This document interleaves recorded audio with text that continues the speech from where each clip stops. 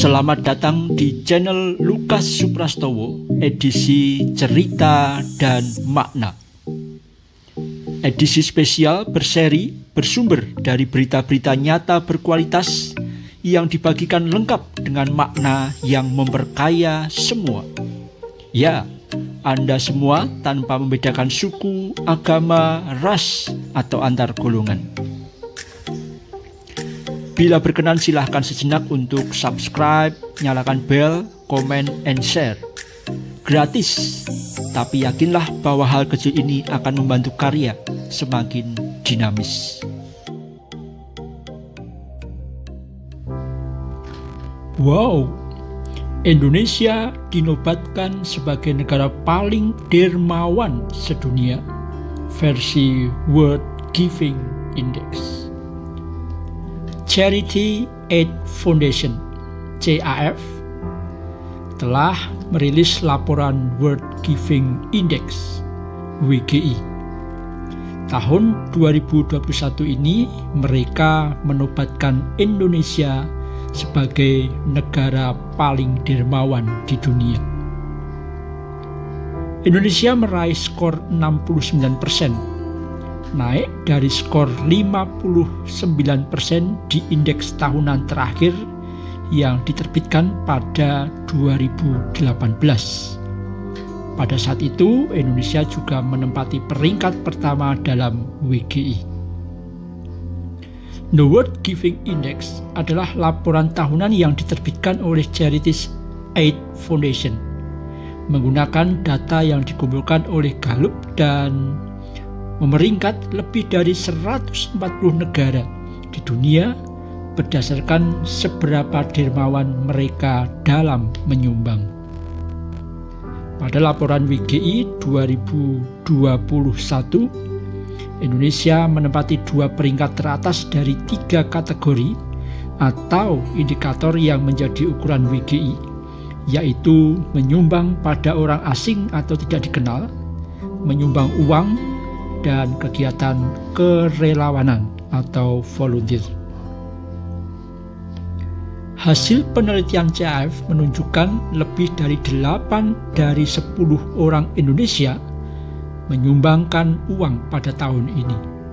Sementara tingkat kerelawanan di Indonesia 3 kali lipat lebih besar dari rata-rata tingkat kerelawanan dunia.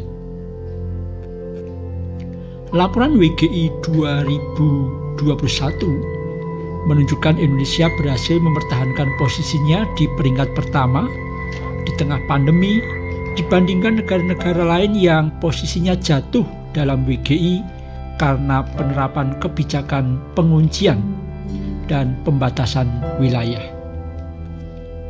Sebagian besar negara barat yang biasanya menempati 10 besar daftar negara paling dermawan posisinya merosot peringkatnya, kemungkinan karena efek pandemi.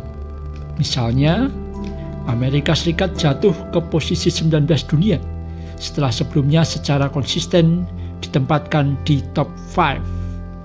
Sementara Irlandia, Inggris, dan Singapura merosot dari peringkat 5 dan 6 ke peringkat 26 dan 22. Faktor pendukung Indonesia menjadi negara dermawan. Pertama, kuatnya pengaruh ajaran agama dan tradisi lokal yang berkaitan dengan kegiatan berderma dan menolong sesama di Indonesia.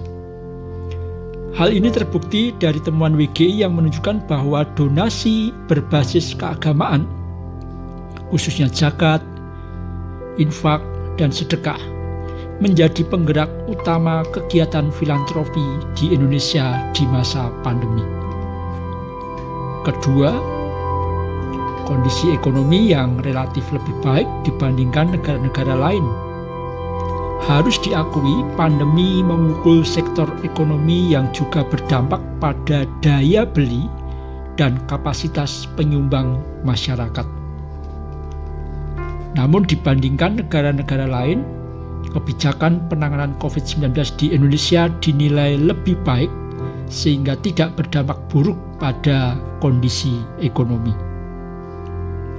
CAF mencatat beberapa negara yang salah menerapkan kebijakan penanganan pandemi, posisinya dalam WGI 2021 merosot dibanding sebelumnya karena berdampak pada sektor ekonomi dan kapasitas menyumbang masyarakat. Ketiga, pegiat filantropi di Indonesia relatif berhasil dalam mendorong transformasi dari kegiatan filantropi konvensional ke digital. Berbagai kendala dalam penggalangan donasi di masa pandemi karena adanya pembatasan interaksi dan mobilitas warga berhasil diatasi sehingga tidak terlalu berpengaruh pada kegiatan filantropi. Hal ini ditandai dengan peningkatan jumlah donasi di lembaga filantropi yang menggunakan platform digital, khususnya pada saat pandemi. Keempat, meningkatnya peran dan keterlibatan kalangan muda dan key opinion leader dalam kegiatan filantropi. Keterlibatan mereka membuat filantropi bisa dikemas dan dikomunikasikan dengan populer ke semua kalangan, khususnya anak muda. Wow, tentu kita menyambut baik prestasi yang ditorehkan oleh sektor filantropi Indonesia ini. Pandemi dan krisis ekonomi nampaknya tak menghalangi masyarakat Indonesia untuk berbagi. Secara prinsip matematis, yang namanya berbagi itu pasti hasilnya berkurang. Berbagi materi berarti berkurang materi yang dimiliki di awal. Berbagi juga berarti menjadikan nilai awal menjadi semakin kecil. Namun, kedermawanan janganlah selalu matematis, melainkan dengan keikhlasan. Dengan keikhlasan, maka penderma tidak akan merasa begitu terikat dengan ketakutan akan milik yang berkurang atau bahkan habis. Dalam keikhlasan ada kerelaan, tidak ada keterpaksaan. Keikhlasan akan melegakan dan menghadirkan berjuta manfaat bagi penderma itu sendiri maupun yang menerima. Soal penghargaan, biarlah itu bukan menjadi tujuan utama, melainkan nilai objektif yang tidak akan kemana. Jadilah dermawan karena kedermawanan itu berharga dan bukan karena ingin dihargai.